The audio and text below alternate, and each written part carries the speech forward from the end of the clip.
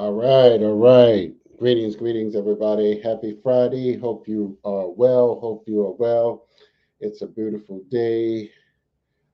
Happy Black History Month. Hope you are enjoying the weather and hopefully you had a productive week. My name is Haki Ami. I'm not a success scholar. I am the success scholar. And um, it's been an interesting week, amongst others, but a lot of different things going on, but I had some productive moments and some sad moments. I'll just mention one before I get into the conversation. But a good elder in the community has transitioned. So let me just give a shout out to Chaplain Mike Jensen, brother. He was a radio host in Baltimore on 10:10 a.m. chatting with the chaplain. So good elder. Just did some constructive work in the urban environments in Baltimore. So just give him a shout out for his work. Let me just make sure that the sound is good before I get into doing all of this stuff. All right, I think I'm good. Mic check. All right. Make sure I'm good. I don't see myself. I don't see myself. Okay, I see myself. All right. A little slow, a little delayed, but I'm good to go. So definitely appreciate the patience here as I keep this going. But I'm.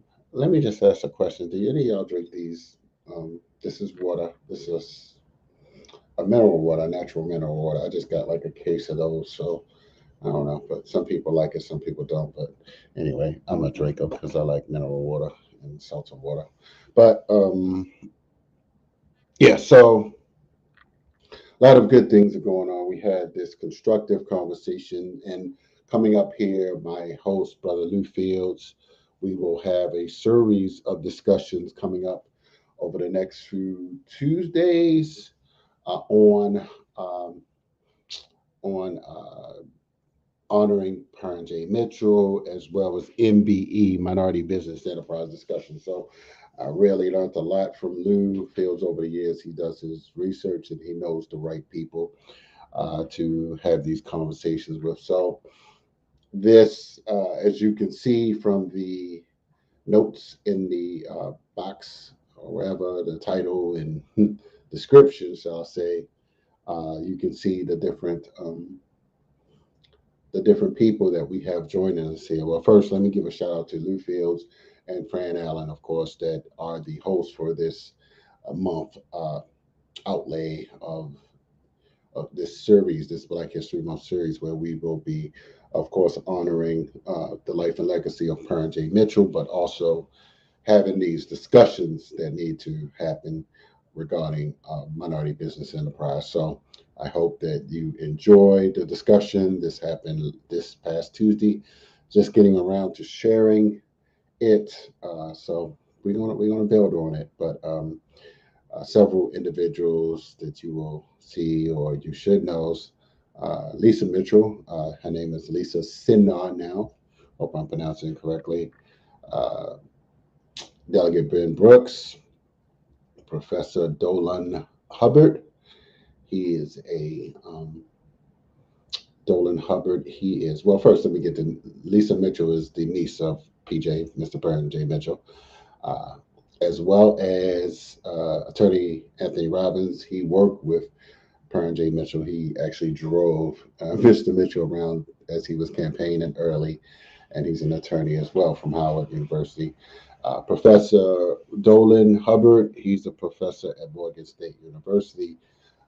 Did a lot of phenomenal work there. He is a uh, Langston Hughes Scholar. So a few years ago, I got the Langston Hughes Award. So that was pretty good. But also, who else we have? I said Lisa Mitchell's. Delegate Ben Brooks is the delegate from the 10th District in Baltimore County. So grateful for him taking the time to join us. Let's see, who else did we have? How can I forget? Candidate for governor, Doug Gansler, a former Maryland state attorney. And next there was the lieutenant governor candidate, Monique Anderson Walker, joining us. I think there may be have been one more that I missed. I apologize. I didn't know how to spell her name. She is a community liaison with the Naval Academy, so she joined us as well. Sean Stinnett, he was supposed to be in there, but I don't know if no, he didn't make it in there this time. So next week we'll have more amazing connected thinkers sharing the life and legacy of Parren J. Mitchell. And why is this important? Minority businesses will be, as Black people call Black business. It's important for us to be aware because ultimately there's a large percentage of the wealth that has been created through government contracts, et cetera, et cetera. I recall reading a book, and I got to drop a book because if I can't remember things, I'm always wise enough to have read a book about it, and or I know the right people to talk to. But there's a book called Black Wealth, White Wealth uh, by Shapiro. Shapiro, many people, uh, Melvin Shapiro, if it's not his name, but just look at the book called Black Wealth, White Wealth, and in there is much discussion about how various types of legislative acts have given preference to white established businesses for years and years and years. I won't just say that book, but another book is called How White Folks Got So Rich. It's a little small book, and you can look at some of the laws and policy and statutes and you know things that have have happened to historically cause many Black people to not have an equal amount of wealth in the society. But bringing it back to, because you all might not want to hear all about that, but what you may want to know is how has that impacted, the wealth in for Black people, and it may not have been collectively all the time, but certainly I was aware of the role of what happened with Kathy Hughes. Kathy Hughes happened through the Black Caucus and through lobbying individuals. But I will also say on a larger level, the Congressional Black Caucus uh, did tremendous work with her, but also with Bob Johnson with BET. So, however you feel about Black Enterprise Television, but just understandably that a significant amount of wealth had been created through that. So, reading these different books kind of gave me a broader spectrum of what's going on.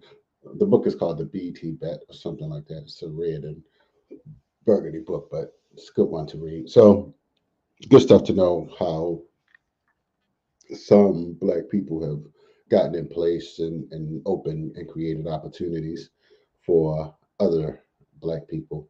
So that's some good model. But also speaking about Parren J.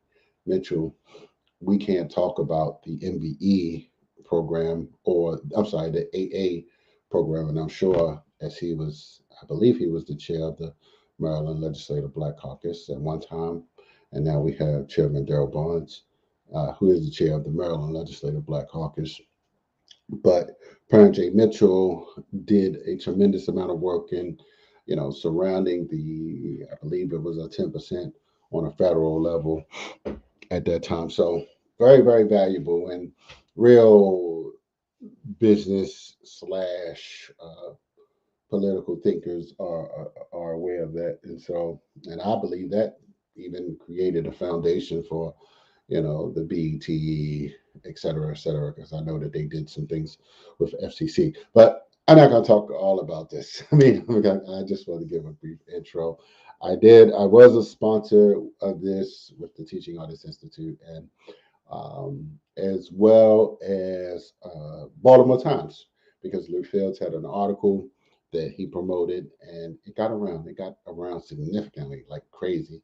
So they were happy to reciprocate and bring it all back. So I'm just sharing this with my audience. We will be having replays of this several times. So get in where you fit in where you get in, where you fit in, where you get in, and get in where you fit in. So for those that may see this on a replay, I just say thank you for tuning in, watching, take notes, let's organize.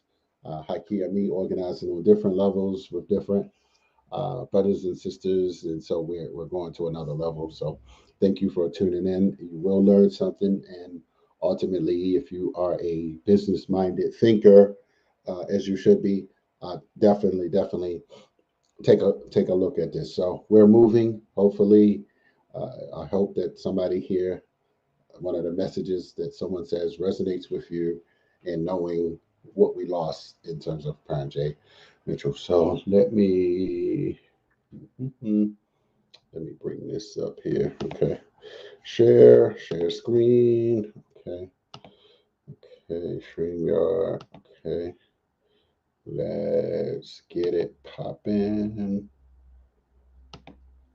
I like my mic earring. Like, is my mic working? I just need everyone to mute themselves for a little bit. And as I was saying, folks, this is my 31st year doing Black History Month program.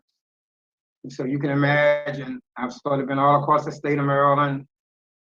I mean, just about in every county. I remember one month I had to drive down to St. Mary's County. That was 99 miles each way. And Kent County and all out in Allegheny and Garrett County. And over the years, we have done a lot of inspirational programming. And this year, because of the nature of the Maryland General Assembly, we decided to look at and review and hopefully begin to close the gap as it relates to minority business procurement. And Maryland has known that, nationally, Maryland is known as the gold standard in that world, in that space. But there are some issues. And if we work together, we could sort of begin to close the gap, if you will. And so today, I just thought, as it relates to this year's Maryland General Assembly, why not have a weekly talk on the different bills that go through the process at the Maryland General Assembly? And what better time to start it than February 1st, which is now about 2 to 3 weeks. Delegate Brooks says you guys got started. And I mean, you guys get started and get rolling. I guess you guys got 500 bills in already. And I just took a notion to look at some of the MBE bills and to create this forum, this space on Tuesdays at 6, so that what the work that the Legislative Black Caucus is doing, particularly in the Maryland General Assembly, there will be an outlet on Tuesdays to report what happened the past week in the Maryland General Assembly, and to be able to tell people what bills are being heard, what they started hearing. And because of COVID, we know we can do a lot of stuff now just by staying home on your computer. And so Fran Allen and Dr. Dennis Rogers will help me moderate this session. And basically, we're going to try to do things in order. And we have an agenda, and Fran is going to help me stay on topic, so I know where I'm supposed to be at. And what I seek to do is just bring the meeting to order, speak a little bit about my story with PJ. Because among all things, this is what tonight is about, talking about your reflections on your story with PJ. So I'm going to be referring a lot back to the moderators. Dr. Dennis Rogers will be in the chat room. So if you have a question during someone's presentation, please put it in the chat room, and Dr. Rogers will alert us to that as we move forward. Fran Allen, my good friend of over, I guess, 35 years, I don't know, forever, will help me stay on task. So Fran, where are we at now in this particular session? In this particular session, we are opening. And so you are bringing yourself on, you're introducing your moderators, and then we are going to give a little love to the sponsors. And then we're going to begin with an acknowledgement and thanks to Dr. Carter G. Woodson. And then Dr. Hubbard will be up, and following that, we will go into reflections and remembrances, and it will be Ms. Lisa Senner.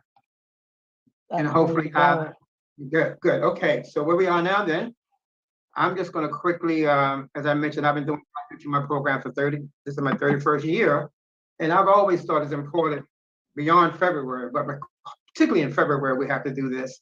And as it relates to today, I wanted to make sure we had an opportunity to welcome Hakia Ming and Paris Lee, who are our sponsors today. So let's start with our sponsor, Ms. Paris Brown. Did I call you Paris Lee? Paris, I know it's one of those two. It might be both of them. But anyway, Ms. Paris, she's the associate publisher of the Baltimore Times, which is a minority, Black-owned, woman-owned newspaper here in Maryland. And they have done issues in Anne Arundel County, Eastern Shore, Baltimore City, Baltimore County. And they are one of our most important members of the press. So I'm speaking this particularly to those who are in the elected official status.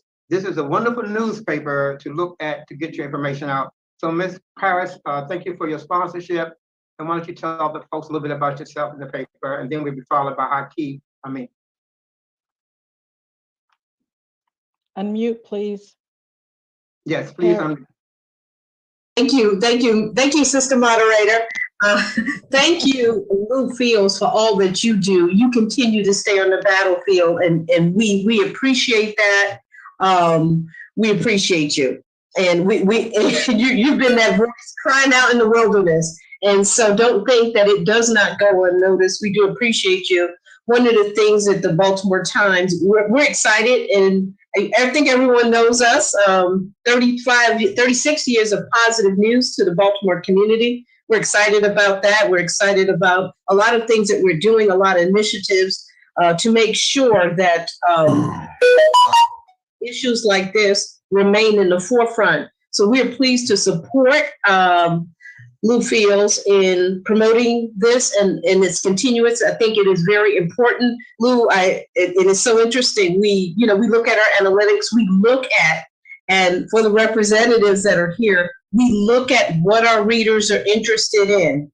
And Lou did a op-ed on the MBE probably about 2 months ago, and it is still ranked among one of the top most read articles amongst our readers, viewers, and followers. So that is very important. What they're telling us is that MBE issues are very important. They're very important to the Baltimore City and the surrounding counties.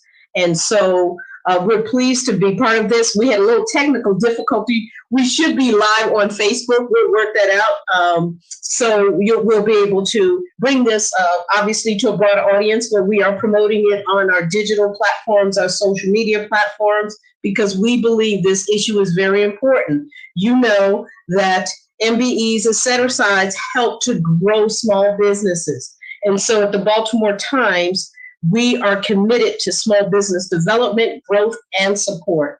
So again, Lou Fields, thank you, and thank you for this partnership.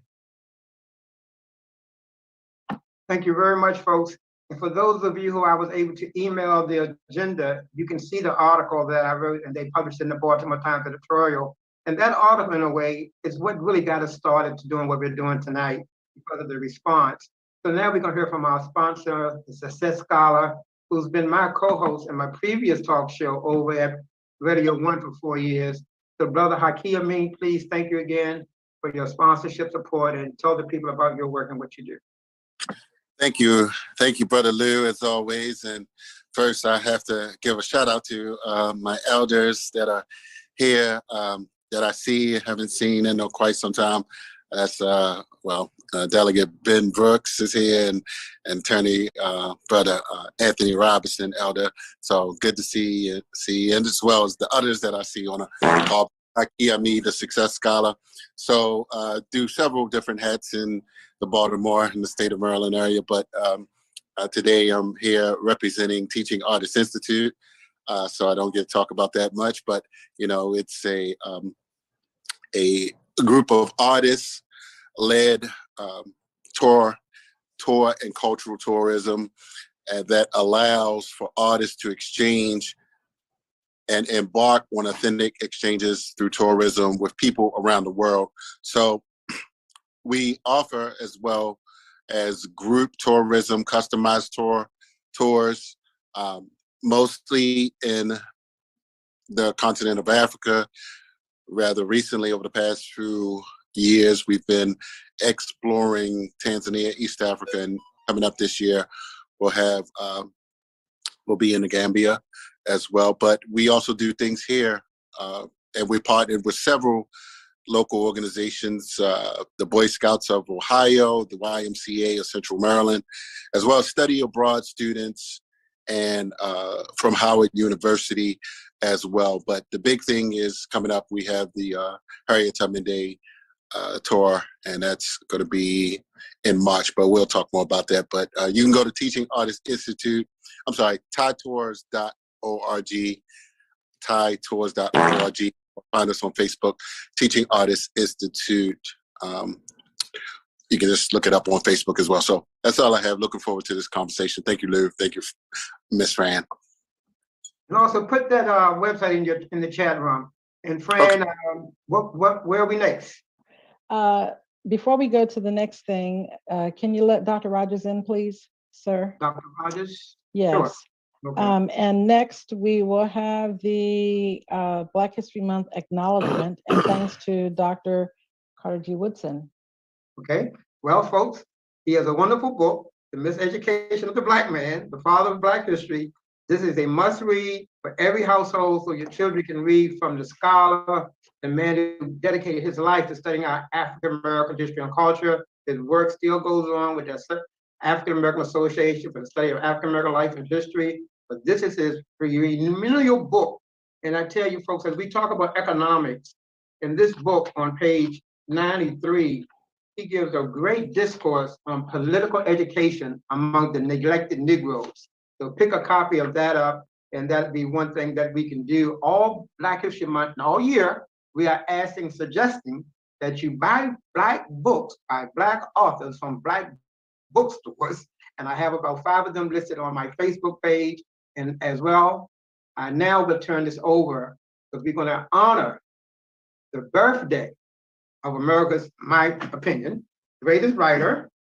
And I have to do that tribute, my good friend, the recently retired chair of the English and Language Arts Department at Morgan State University. And hopefully the lockdown is over today. But I'm going to bring to you now our good friend, Dr. Dolan Hubbard. Dr. Hubbard, are you here? If so, just unmute yourself. And he's going to talk to you about who I believe is America's greatest writer, which is why I do the Langston Hughes Book Fair, 6 years now. Langston Hughes. Dr. Hubbard, please. Well, first of all, Lou, thank you for inviting me. And I want to say hello to all the distinguished members of the who's listened to this evening. I just want to say thank you again. Happy 31st anniversary. And happy 21st heavenly birthday to Langston Hughes. I first learned of Langston Hughes in my little hometown in North Carolina, a place called Granite Quarry, which is a few miles from Salisbury, because at that time, the terrain for the schools was a lot different than they are now, because you had to live or die, because you could not escape elementary school without knowing about Langston Hughes, Mary McLeod Bethune, Harriet Tubman, Booker T. Washington, who am I leaving out? James Weldon Johnson. So you had to get your education. And in fact, I was thinking about this yesterday because, yesterday was today is the anniversary of the elementary school I went to. So I just want to say thank you for the Black teachers, because in a way, they were peering into the unseen, and we are the children that they dreamed of and dreamed about. So we need to pass it on, pass it forward.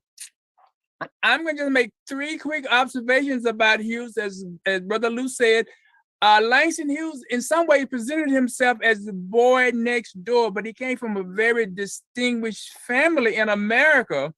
And he was a polyglot. That means he spoke various languages. He was a translator. And the one thing I can say about Langston Hughes, having gone to many learned society meetings over the course of my professional life, at Langston Hughes celebration, one of his legacies is what? People smile, they are kind, they have left their knives at the door. And so that's one of Langston Hughes' very proud legacies. And when we read Langston Hughes, in some ways, he has captured the warp and woof, like that cotton metaphor, the warp and woof of Black America and how we have survived. And part of the key for what America is, and I would argue with anybody, is this: 3 things. Black person spirituality, we're not supposed to be here. Black food and cooking. Cookbooks did not really come into existence when the madam on the plantation realized that these people were free. So then what did the madam do? She went and talked to Miss Mary and Miss Sally, and then she laughed her way to the bank for the cookbooks because she copyrighted it. So that's a part of our history that we don't appreciate. And the third nugget is music. My Lord, where would we be without James Brown, Mahalia Jackson, Thomas Dorsey? So yes, we have something that they don't have, but yet it's a conversation, a dialogic conversation. A slave owner wrote the most famous, 56 words in American language. I just read part of them, and you already know them. We hold these truths to be self-evident that all men are created free. And the dialogic imagination comes into work. Langston Hughes says, hold on, brother. We too are Americans. And of course, behind Mr. Jefferson question, it hides what it reveals. I mean, his declaration, it hides what it reveals. And yes, it reveals, I got it back. It reveals more than it hides. What does it hide? It hides that you have destabilized the Black family. You have made us largely consumers rather than producers. And we can see this, a self-evident visual truth, in the wake of Black Lives Matter and George Floyd. You can hardly turn any place now, but they broke out the 1960s and 70s, the music. You hear Black people, you don't see them, but you see the music.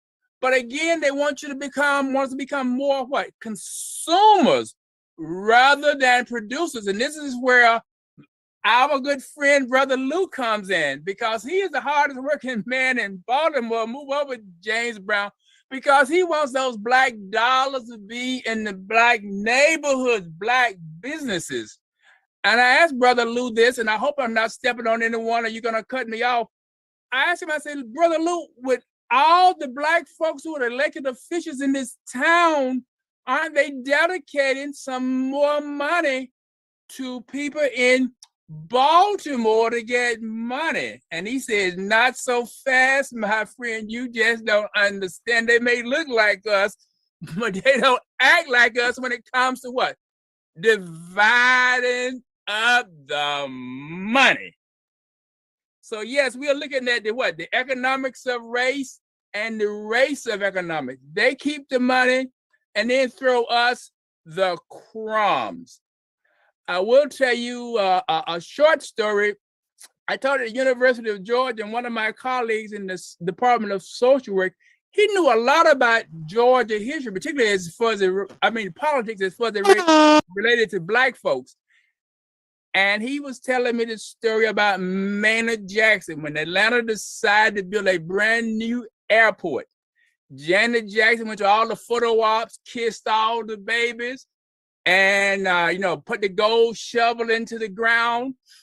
But he said that Maynard Jackson went into the sit down when they decided to divide up the money. And he said to those power brokers, so they thought in Atlanta, that if Black folks don't get 30% of what's going into the airport, I am going to shut this mother down. They hemmed and hawed, but when Maynard Jackson walked out of that room, Black folks got 30% of the full contract. And therefore, he made a lot of Black folk, brothers and sisters in Atlanta, from doing very well to exceedingly and abundantly well, as your pastor would say. So that's what we need to go here in Baltimore. And so, yes, we have been trained to be consumers rather than producers. And what Langston Hughes would say behind that is this: how can we own our future if we don't own our dream? And Dr. this Hubbard. is the tension in Lorraine Hansberry's classic play, Raising in the Sun, between the mother and the son. And she is saying, you're the first generation, in parentheses, freedom, and yet you're ready what? To sell your soul for a bottle of partridge, a bowl of Dr. soup. Hubbard, you got a minute and 30. Yes, okay, thank you. So, but Langston Hughes tells the story, the pain, and how Black folks have endured and survived this pain.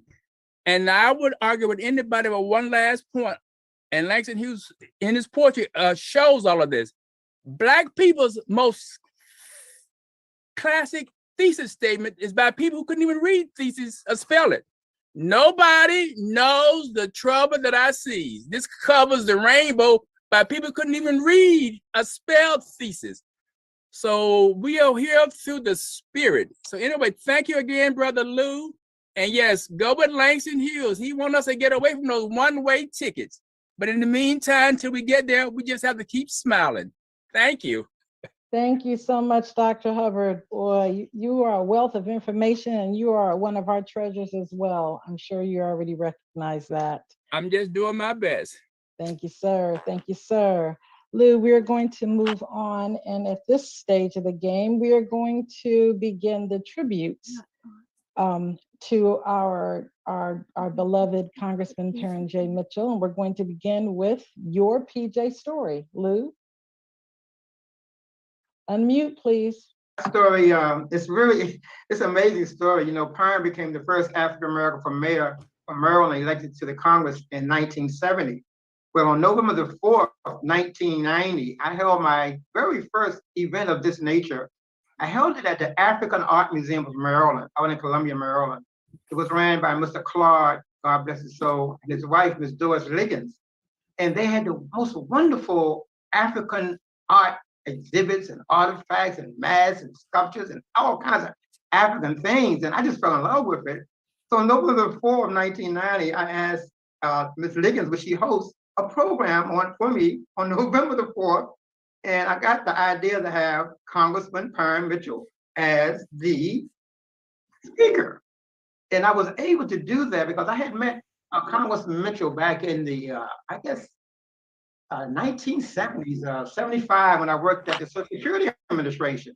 And there was so much racism going on, and we had so much uproar at that Social Security Administration because blacks, particularly black men, couldn't get promotions. So we raised so much cane, they had to bring in Parren to quiet us down. So I had knew him for a while. So Parren agreed. Long story short, my good friend and mentor at the time was none other than the late businessman Robert Clay. So, you know, Mr. Clay was doing well with construction. He had all kinds of things happening. He had the club, he had the big parties, but he also had limousines. So I asked Mr. Clay to do me a favor. He said, what? I said, I need you to pick up Congressman Parren Mitchell and bring him to Howard County to the Columbia Art Museum. And Parren was so thrilled when he spoke that day that he said he looked up, just saw that white long limousine. He thought he was the president or something, but I always remember that. And actually, folks, that date, November the 4th, 1990, was one of the very first events I did of this nature. So that's my Parren story. But over the years, of course, I knew Brother Parren and followed him around every time he came to Baltimore. And people are going to speak now much better than I, but to me, Parren Mitchell set the tone. He set the example that if you want to be in public service, this is how you do it. You do it like Parren did. So no matter what's going on with our political things happening today, we have people like Parren that we can look back to and see a classic example, clear and obvious, of how you serve your people. That's my story from Mr. Mitchell today, and other people are going to add in, but he was the little giant, Mr. MBE. Yes, thank you. So at this point, are you going to show your PJ video? No, we're gonna skip that. And what I'm You're gonna gonna do skip with the it. video, folks, there is a 10-minute video with the lady Elijah Cummings speaking about Congressman Mitchell. But it's on our website, bdxlive.biz, and you can just go there and see it. And that way we want to take that 10 minutes away from our speakers. So let's just go to the speakers, and I think that'll keep things moving. Very good, very good. Well, then in that case, we're moving to the reflections and remembrances of our brother Parren James Mitchell. And we're going to begin with Miss Lisa Mitchell-Senner. 5 minutes, please. And I am going to keep people on track with the time. So don't be offended if I cut in. We're trying to get everybody on, but I appreciate you and I can't wait to hear you. Absolutely. Absolutely. If you can hear me now, I'm pretty good about time. First of all, thank you this evening for Brother Lou for bringing this together, for always being the man in the moment, our wonderful mistress of ceremonies and our sponsors. I'm a great niece of Parren J. Mitchell, and Congressman Parren J. Mitchell, I have to say, belonged to the world. I mean, there's just everybody here was related to him, feels like it. He was a part of their family, and that was intentional. He happened to be my grandfather's baby brother, and I'm a part of a big family, as he was, the Jackson Mitchells of Maryland. While Great Uncle Parren has been transitioned 15 years ago, today's gathering is just evidence that the work that he did, the life that he lived, is still with us. My great-grandmother used to say, my children and my grandchildren are my claim on eternity. And we are all Parren's children when it comes to that, because we carry his word with us. So when I talk about a little bit about my great uncle, it isn't just stories. He was always a hero to me as long as I could remember. And honestly, I come from a family of heroes. Okay, so my first hero, of course, is my mother, but very private person, not a public person. My second is my dad, former state senator, the late state senator Clarence Mitchell III. And then my grandmother, Juanita Jackson Mitchell, and my grandfather, Parren's big brother, Clarence Mitchell Jr. So I come from a family of heroes. But when I was about 15 or 16, I discovered that my great uncle Parren was this hero. I mean, this is the guy who was at the family table when we were having Christmas dinner and Thanksgiving dinner and all the meals that we gathered as a family, because the Mitchells gathered for every meal. And that wasn't new to Great Uncle Parren, because he did, as a child, the family gathered.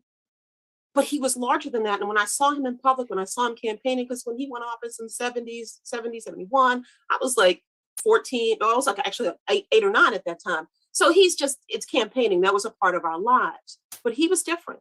He had this larger than life personality, and was just this grand man who happened to be my great uncle. And I was always fascinated by the way that he spoke, his intellect. Just a hug of a guy, warm, just a gentleman, would lay out his coat for a lady who was stepping by, and just warm, loving, passionate. And let me just say this, he was cool. And I'm going to tell you, when you're a kid and someone who's your grandfather's brother is cool, he's 15 years younger than my grandfather, Clarence Mitchell Jr., so he was younger, but he was really cool. And I wanted 30, to, Lisa. Got it. Wanted to really share that with you. And that one thing about Parren, if you think about, nothing else I want to leave you with today, there's a C-SPAN interview from June 28, 1985. And in his own words, Parren J. Mitchell tells you who influenced him, who he was, why he was so passionate, because he was referred to as one of God's angry men. And I don't think he was angry. I think he was passionate. And he said he loved Black people passionately. Why? Because we needed a lot. A lot had been taken from us, and we needed a lot. And so if I leave you with nothing else, is that he loved us. He left a legacy. And we call him Parren's disciples, because he was a man of God. And there's so many people out here who do the work that he started, and hopefully will continue. Thank you. Thank you so much. Thank you so much. Yes, Parren was special. He was really special. I only got to meet him twice, but I felt like I was part of the family. He was so inclusive. He loved everybody, and he draw you in just like you were another niece. So absolutely. Yeah, that was very special. Lou, do you see former Senator Michael Mitchell on the line? Did he make it? I think that's probably a no. Okay, then we're going to move right on to Mr. Anthony Robinson. Mr. Robinson, can you unmute and share your PJ story? You're still muted, dear. I got it now. There you go. I was telling Lou earlier, I'm not a techie guy, so let me. I don't know quite where to begin, because I met Parren as a student at Morgan in 1968, and he was a sociology professor, and the buzz was around campus that he was going to run for Congress. And so one of my instructors, Dr. Adair, I was talking to him about political science, et cetera. He said, you know, you need to call Parren Mitchell. And so he called Parren, and Parren told me to come right over to his office. And we clicked so well on that day that he invited me to drive him around to all of his campaign events. So I had a chance to see the man up close and personal that Lisa just described. I mean, he was all that and more. And his impact was not just here locally in his district. His impact was both national and international. And that's what I would want to emphasize with the few minutes I have, because he was the godfather of minority business. That's what he's known both internationally and nationally for his signature legislation in Public Law 95-507, to the DBE program with the Department of Transportation, EPA. So he had an impact on opening up procurement opportunities for minority businesses across the board. I mean, his signature legislation, Public Law 95-507, not only impacted government contracting, but it also impacted private contracting, business-to-business endeavors. So that was the depth and scope of what he is known for. However, at least it's not spoken about. I'm not going to say very few people, because I'm sure Lisa knows this, but he was a tireless fighter on behalf of housing fairness here in Baltimore City on redlining. Not many people know that he was one of the first, if not the first, to stand on corners where drug dealing was taking place near churches. And we used to always get on and say, Parren, why don't you call the police? He said, no, he said, just my personal presence will make a difference, and they will not distribute drugs. I think I spoke to housing fairness, drug distribution. He was a great labor supporter. He supported unions. And that was one of his really proud activities relative to labor unions. So he was just a great man. I'll finish with this short anecdote. We were in the office one day, and he came to my door, and he said, Tony, he said, would you believe that people call me an icon? I just busted out laughing. I said, okay. I said, that was the funniest thing, that he was in awe of the fact that people considered him an icon. Here he was, a war hero, and doing all of these things. And he spoke to the minority business issue in a comprehensive way. He didn't just get legislation passed. Whenever he got signature legislation passed, he sent minority business people out across the country to inform the community, the minority business community, that this is coming down the pike. So get yourself prepared to get involved. So I'll end on that. Thank you so much. Yes, Parren was very inclusive, and he worked very hard. He worked tirelessly to make sure that we got a piece of the pie. It may not have been as big a piece as he wanted it to be, but he made sure that we had a seat at the table, that we never walked away empty-handed. We are going to move on now to our next group of speakers. And this group now is going to share who they are, what they do, their thoughts on Black History Month, their reflection of Parren J. Mitchell, and then give us their closing statement and their contact information. All right, anybody need me to repeat? Well, I'll do it anyway. Who you are, what you do, thoughts about Black History Month, reflections about Parren J. Mitchell, your closing, and your contact information. And I'd like to start with Miss Deborah Keller-Green. Deborah, are you on the line?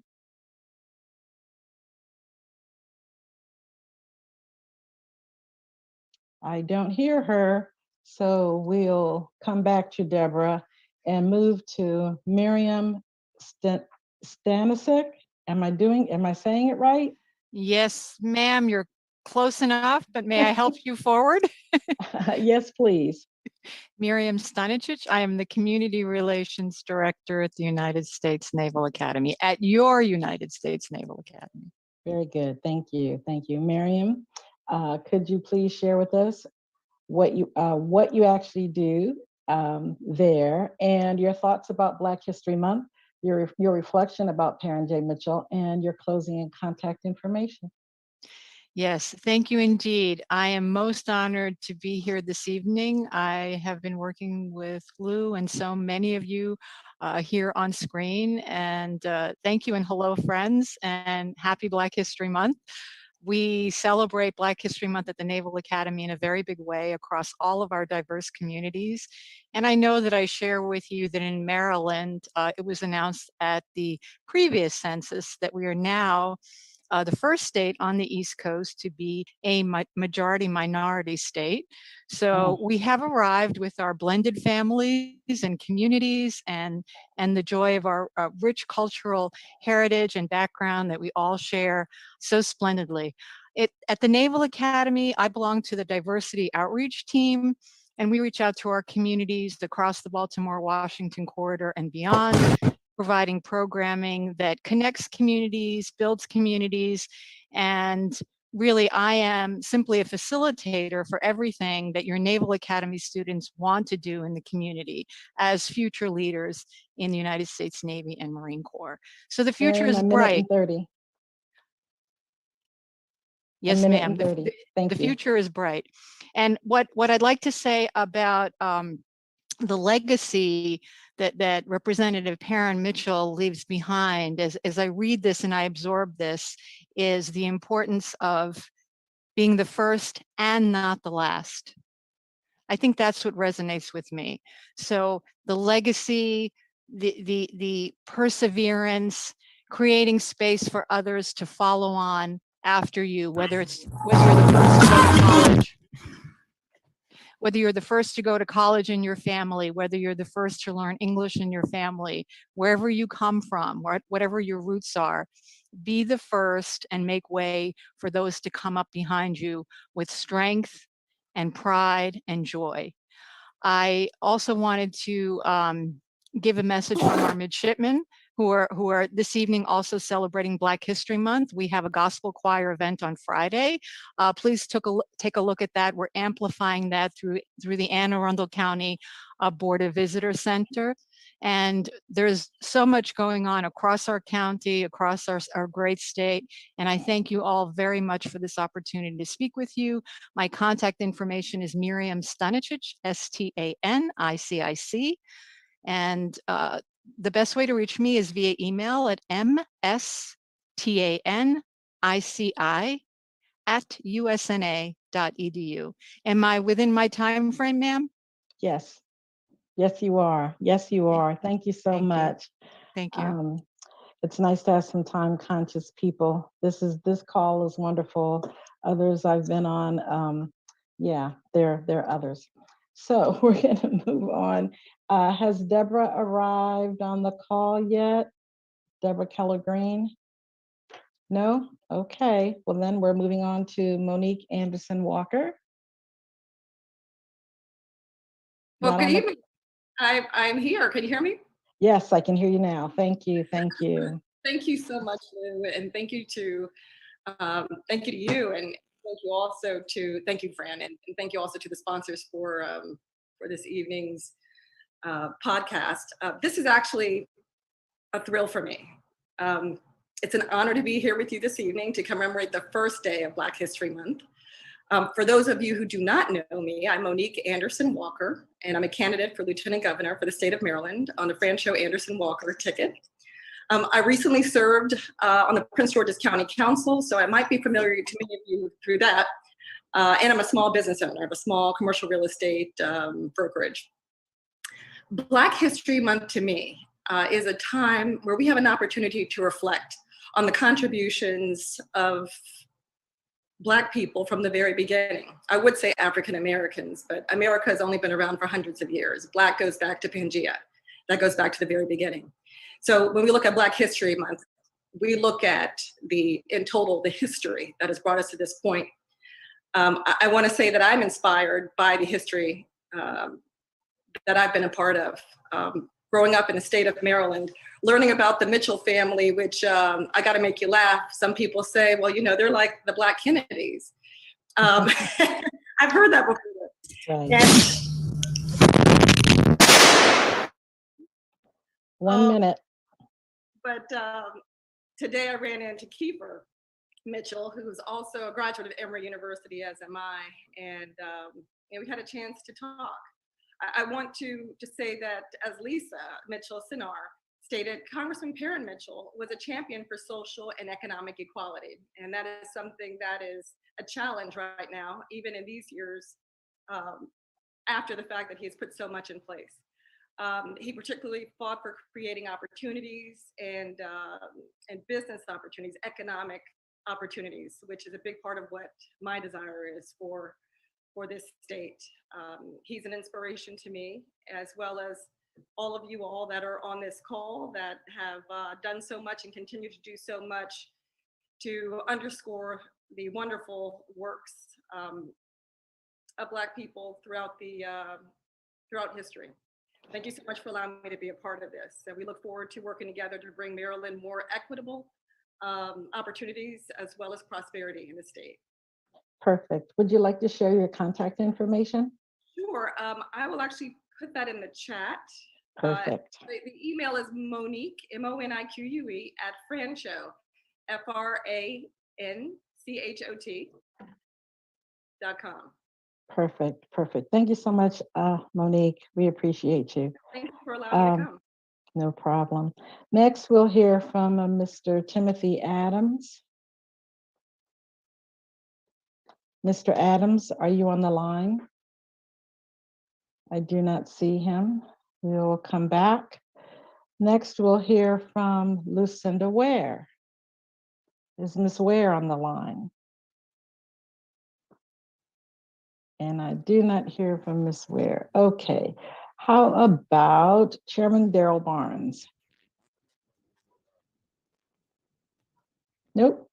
Okie doke. Next, we'll hear from Senator Antonio Hayes. Senator? Okay, Senator Jill Carter. I don't see her. Oh. Okay, well, I see this one, Delegate Ben Brooks. Thanks, Ryan. And for the record, I'm Delegate Ben Brooks. I represent the 10th Legislative District here in Baltimore County. You know, this is the eighth year of my second term. You know, yeah. But I certainly am happy to be here with you. I chair I serve on the Economic Matters Committee with Monique's husband. And I chair the Public Utilities Subcommittee. You know, I'm very, very, very, very happy to be here. And some of my thoughts. Some of my thoughts, or some of the things I'd like to reflect on about Black History Month is to pay homage and respect to those who paved the way for us. my father, like Parren, was in the military, as well as myself. I'm a Vietnam vet, but I saw the challenges that we went through, and can you imagine the challenges that they had to go through?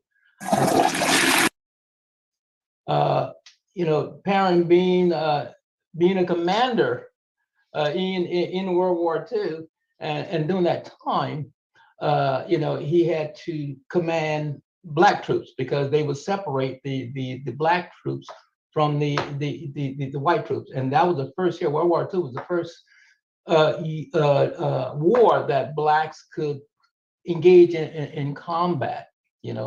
My dad, while he was there, he was in the Rhineland Convention, and he went in 42, came out in 46, and I later learned about maybe 4 years ago that he was the recipient of a Bronze Star.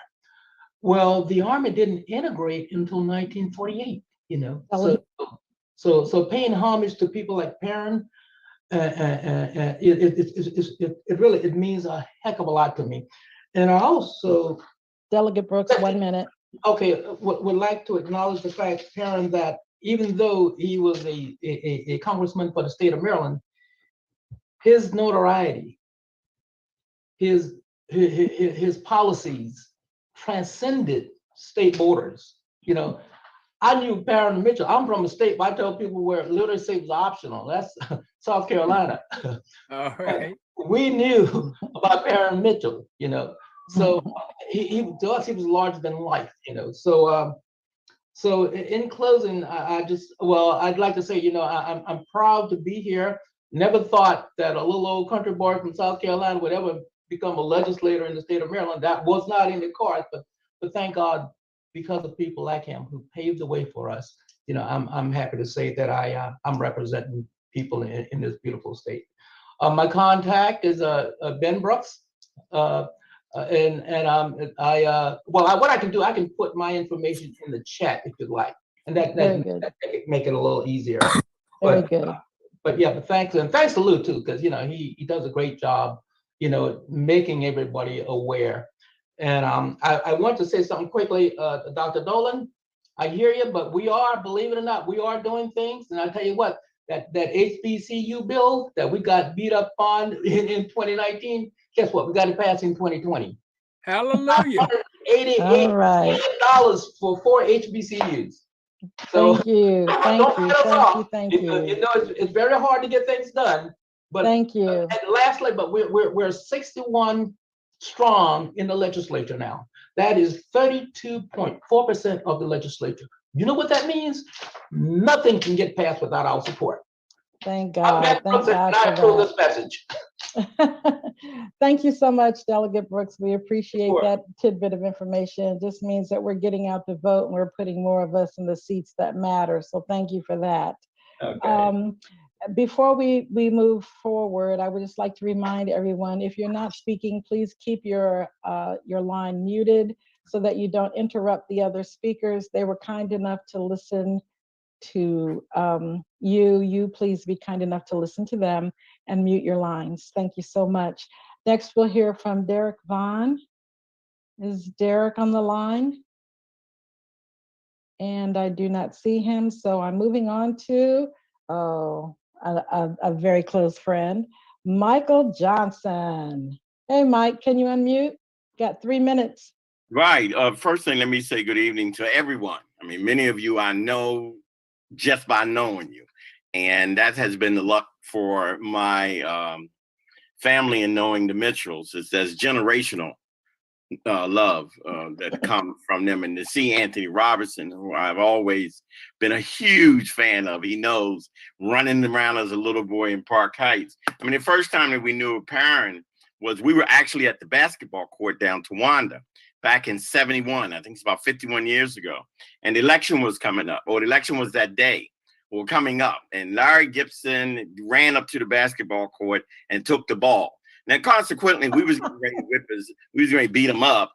But fortunately, one of us, I think my bigger brother was a little more sensible. He said, look, If you got a voter's card, I need you to vote. Da da da da da. That was a polling place at Towanda. We didn't care about voting for anyone back in those days because we didn't see anyone that looked like us. And so when that's how we met Parren on that level. And then being a student at University of Maryland College Park before being a student at the Morgan University, we brought Parren up to speak more than one times in front of the students, in front of the Black Student Union at that time. I think they call them the Negro Student Union now. But back in the Black Student Union days, they would, we would bring Parren up. And to have that building now, that administration building now, to be called the Parren Mitchell building, watching Confederate flags that were being waved in our faces, students in their 70s, and to watch my dorm room, actually, my wall, Parren came up when my dorm door, because I had flyers all over my door, they had set my door on fire. And fortunately, I had a 2-hour burning door. So Mike, about a minute and 30 minutes later. So I just wanted to just thank you for giving me an opportunity because, there's a lot of people that the first of a lot of things.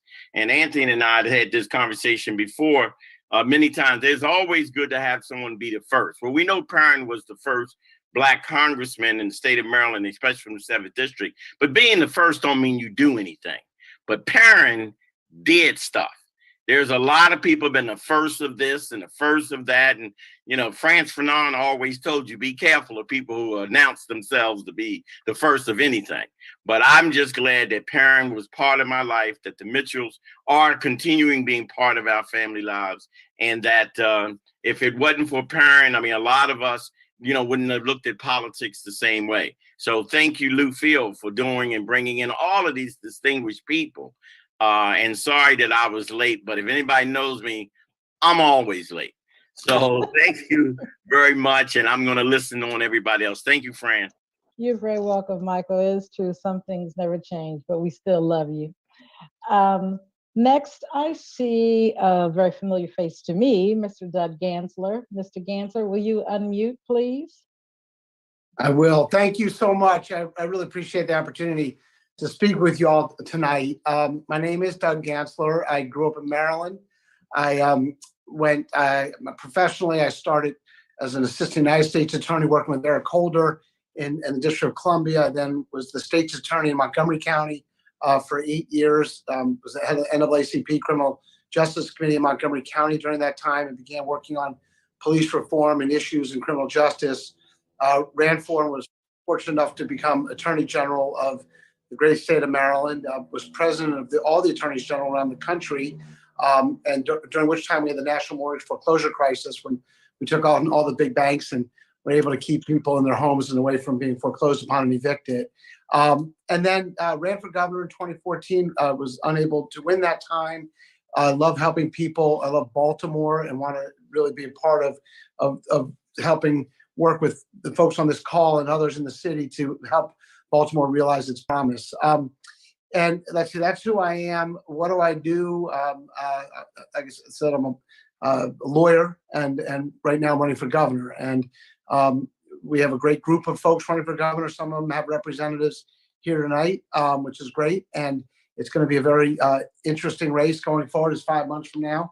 But, I would argue that I'm the one with the experience and knows how to get the levers of government to work and to help do what we call our Sunlight of Opportunity, which is on our webpage at douggansler.com. And it's about helping Black Marylanders. And we use that opportunity, the Sunlight of Opportunity, Dr. King's quote, because it's what we're all about, providing access to opportunity, whether it's in criminal justice, jobs, education, public health. And I think I said criminal justice. And so Black History Month, Black History Month means obviously a great deal to me. Symbols matter, reminding people matters. We started the first Coretta Scott King Memorial. I started the first Civil Rights Department in Maryland's history, and Carl Snowden and I worked to get the Coretta Scott King Memorial, first one in the country for her. We had the 100-year anniversary of the NAACP and the legal contributions that it contributed to our state. And then I guess my last 30 seconds, I'll talk about Parren Mitchell. And I was there, the Mitchell family all supported me and always has throughout my career. And I spent the 4 hours, I think many of you were there, at Parren Mitchell's funeral, learning all about Parren Mitchell and the contributions, and Juanita Jackson Mitchell and Clarence Mitchell Jr. And interestingly, how Clarence Mitchell Jr. decided to go into working with nonprofits while Mitchell went into politics. And both of them made such an incredible difference for our state and for our country. So really excited to be here. I think my information's in the chat, and happy to answer any questions or thoughts offline whenever y'all want to reach out. But thanks again, I appreciate it. Thank you, thank you. The list of speakers that I have has been exhausted. So at this time, if you'd like to bring a comment or share a reflection, can you just raise your hand and I will call on you. Okie dokie. I'm sorry, I meant raise your electronic hand. Okay. But okay, there we go. So, well, Dr. Hubbard, can we give a few other people a chance to speak who have not had an opportunity to speak? I'll come back to you. Leave your hand up. Thank you. So I won't forget you though, okay? Thank you. Anyone? All right, we're going to Dr. Hubbard anyway. Dr. Hubbard. Well, hi, I'll just be very brief. I retired from Morgan, where I served as chairperson of English for 21 years. And we were fortunate, indeed blessed, to have a man by the name of Keith Mellinger, a UCLA film alum. He's over the film program. And he is working, he may have completed the project, the Juanita Jackson Mitchell house. I went in there and toured it. And he and his some of his students, they're working on some project there. So I just want to say that I'm connected to the Mitchells that way. And of course, yes, growing up in North Carolina, I was very familiar with Parren Mitchell and the Baltimore Afro-American newspaper. Thank you. Oh, very good, very good, very good. Monique, did I see your hand up?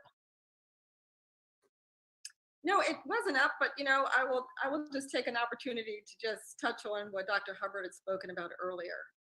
The difference between affluence, which is what we see a good bit of, our spending ability, it's what you spend, versus wealth, which is what you pass down. One of the big focuses that I've had from the beginning, really, as a council member and now as a lieutenant governor candidate, and God willing, as a lieutenant governor, to really look at not just talking about what we can do, but implementing. There's a recognition that wealth comes in many ways, certainly in housing ownership, as you build equity. It comes in job opportunities, but not just a job, a family supporting job, which is something that we have planned already and outlined. In fact, we have the blueprint. I was telling somebody today, there's this new term that the young folks use, all these new terms, some of which are very odd. I can't get with it, but I will get with this. And we're going to adopt this, Peter and I, the Franchu Anderson Walker ticket, as the blueprint. Because what we have moving forward is it was the first of the Black agendas to come out of any gubernatorial candidate. And it is the most, we have the ability to hit the ground running. Both Peter and I have proven to be effective in economic development, in areas of education, and ways of stabilizing.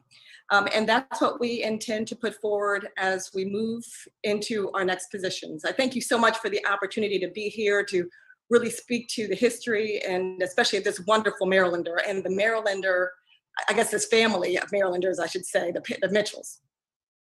Because there's depth in there, and there's a wonderful legacy. And looking forward to continue those great works. Thank you so much again. Thank you, thank you. Alton Ray Mozingo, am I saying it right? Can you unmute? Massive breaking news. I just ordered my very own Johnsonville sausage grill. So it will cook the sausage for me, so I don't have to do anything. And it will do it perfect.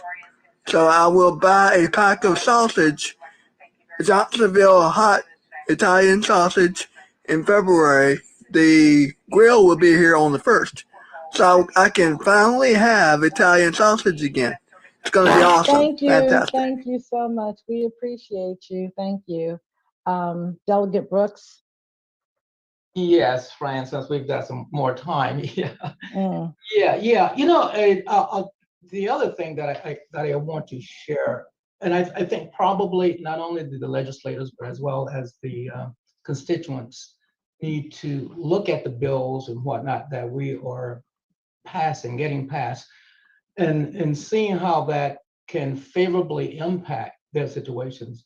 And the bill I want to talk about, actually, that I just got passed last year, is what we call the first-time home buyers account. You know, you can open up an account at a federally chartered bank, a state chartered bank, a credit union, or an investment account. You can put up to $5,000 a year into that account and get a subtraction modification for it.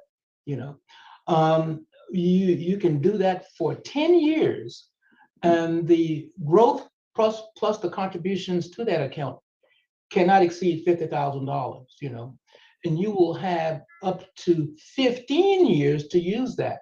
We did an analysis to see what were some of the challenges of, say, getting a piece of what we call the American pie. It was not the fact that they could not afford the monthly payment. It was the closing costs that was prohibitive, you know. So this bill will allow individuals to, here again, contribute up to $50,000 in that account and use those funds to make that first home purchase. You can contribute, you can open an account up for your child, a grandchild, but the person who gets the write-off is going to be the person who owns the account, you know. So that's something that we can do for our kids here again to help them get a piece of that pie, you know. And I was very, very happy to learn this year that the Maryland Realtors Association, they're using that bill as part of their CPE courses, you know. So I got a little feather in my cap on that one. Got the big head, so I said, yeah. but these type things, you know, the legislature, we do things to help improve the lives of Marylanders, and we just got to make sure that the constituents are aware of these things so they can take advantage of them. Yeah. Very good, very good, very good. Well, at this time, I'm going to pass it back to our host, Lou Fields. Lou, you're up. Thank you very much, Fran. And what we're going to do now, folks, is first of all, we're going to thank everybody who came on and everybody who shared. And what I think would be good to do at this point.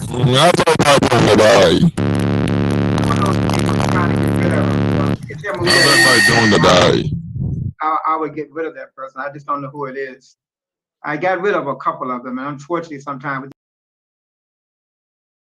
All right. Let me try to get rid of that. Okay. All right. As you all can see, okay, they had some. Oops, excuse me.